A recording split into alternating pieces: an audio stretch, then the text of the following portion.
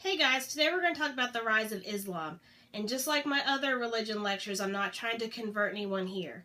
Our purposes are to look at any religion, in this case Islam, through the eyes of a historian, through the eyes of history, to see how Islam is going to affect history. So we can't go into Islam without going into the story of Muhammad. So Muhammad is born in Mecca, which is in modern-day Saudi Arabia, and he grows up and becomes a merchant. And one day when he is praying in a cave, like he often did, he gets this message, this visit from the angel Gabriel. And Gabriel basically gives him what God wants people to know, the last great message from God. And so Muhammad goes around and teaches this message to the people, this monotheistic covenant-type relationship with the people. The leaders of Mecca don't like what Muhammad's doing, don't like this monotheistic teaching, because they're in the idol business and it's losing them money, though in the long run I think Saudi Arabia is going to be okay.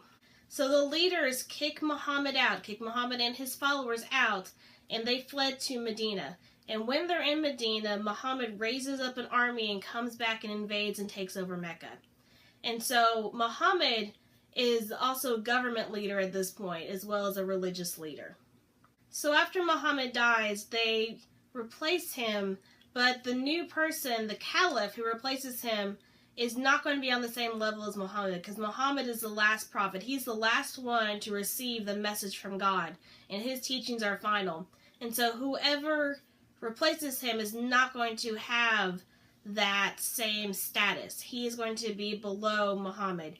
He's going to be the leader of the people, but he's not going to be a great prophet. So Islam, Christianity, and Judaism share similar histories. The Arabic people are thought to be the descendants of Ishmael, who is also a son of Abraham. So if you remember the Judaism lecture we talked about, Abraham has a son Isaac. Well, he also has a son Ishmael. Sarah, his wife, cannot get pregnant right away, and so doesn't believe that Abraham will have a son.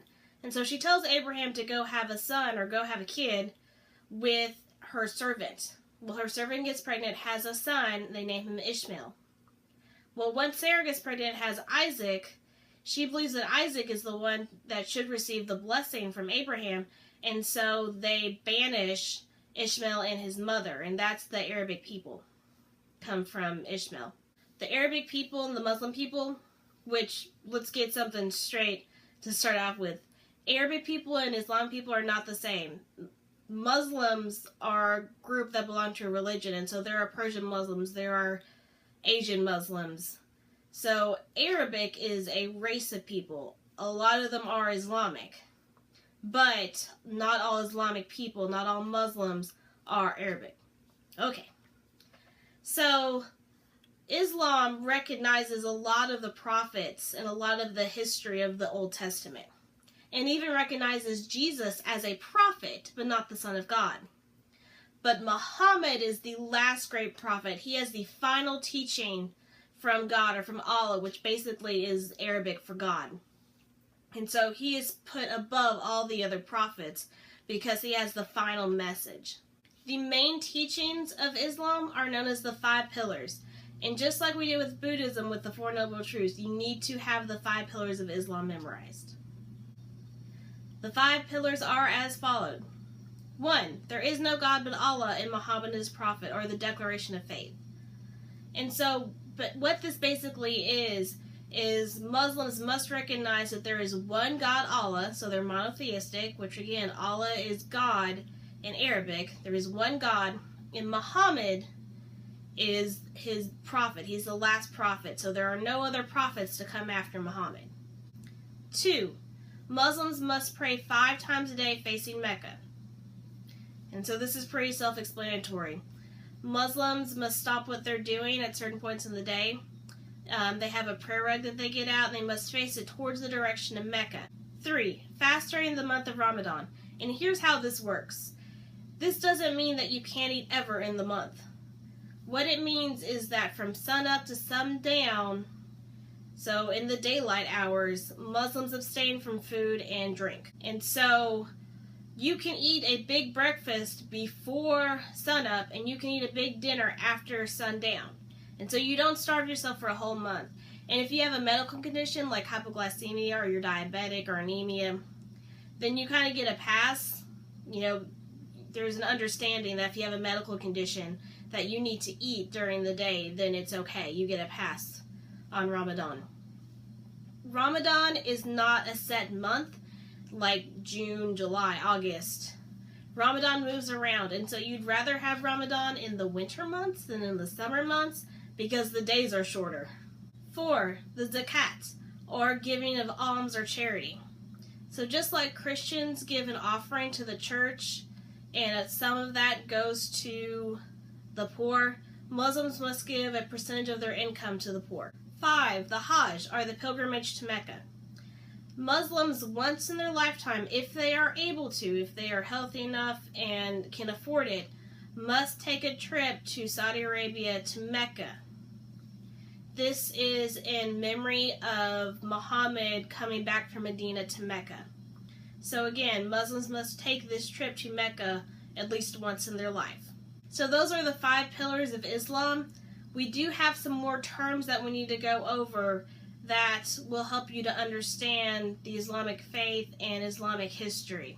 I know you don't like vocabulary. I'll try and make this as interesting as I can, and we'll just kind of get through it.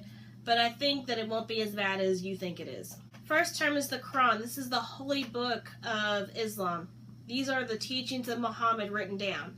And again, Muhammad was illiterate, and so these are the teachings that Muhammad said and other people wrote down.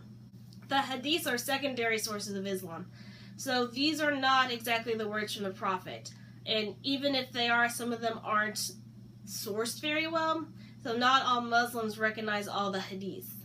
The Kaaba, and I'm hoping I'm pronouncing that right, and if I'm not, I'm sorry, I'll have it written down here, is a holy site in Mecca. This is where people go for that pilgrimage. They must go to this site. The Dome of the Rock is in Jerusalem, and this is thought to be the place where Muhammad is welcomed into heaven. The Dome of the Rock is also near Jewish holy sites and Christians' holy sites, and so there have been conflicts in Jerusalem over the placement of these holy sites. The Ummah means the believers of Islam, and so just like in Christianity, the church isn't a building, the church is the believers. The Ummah is the believers of Islam, so the community of Islam is known as the Ummah.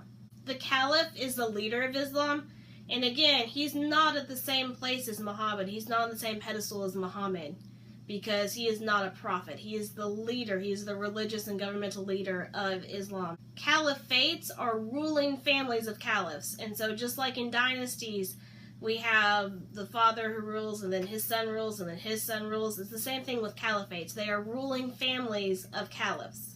Jihad means holy war or struggle. And this isn't the definition that the modern news outlets will have you believe. Yes, there are jihadists who take this very literally and declare holy war on other people or other nations, but the majority of Islam, the majority of Muslims don't believe that's what jihad is. You take it as a translation of struggle, it's personal struggle. And so let's say that you have a problem eating too much chocolate, that you can't curb your urges to eat chocolate, then your struggle, your jihad is against your urge to eat chocolate. And so you must work on abstaining from chocolate in order to better yourself, in order to become more healthy. People of the book are Jews and Christians. It was kind of the rule of thumb in early Islam and early conquering to convert the people who were not Jews or Christians first, because they were furthest from the truth. At least the Christians and the Jews were close to the truth. And so they were to be converted last. Because again, remember, we have similar teachings and histories in these 3 religions. The people of the book weren't always treated well. In fact, they had to pay a tax, or a jizya, which is a tax for non-believers. And so they could keep their religion, but they had to pay a tax. And so often people would convert to Islam just to not have to pay this tax. And under certain caliphates, it was worse for the people of the book than under others. Okay, that does it for our terms. One more thing I need to talk to you about is the split in Islam between Sunni and Shia Islam.